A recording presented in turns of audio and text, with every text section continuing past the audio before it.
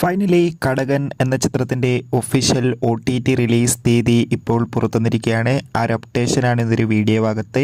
വീഡിയോയിൽ മുൻപ് video like ചെയ്യുക, ചാനൽ സബ്സ്ക്രൈബ് ചെയ്യാൻ വേണ്ടി ശ്രമിക്കുക.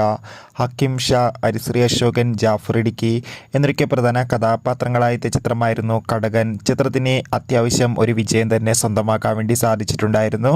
അതുകൊണ്ട് തന്നെ എല്ലാ സിനിമാ പ്രേമികളും ഒരേപോലെയായിരുന്നു കടകൻ എന്ന ചിത്രത്തിൻ്റെ OTT റിലീസിനായി കാത്തിരിക്കുന്നുണ്ടായിരുന്നത്. കടകൻ എന്ന ചിത്രത്തിൻ്റെ OTT അവകാശങ്ങളൊക്കെ വിറ്റുപോയിരിക്കുകയാണ്.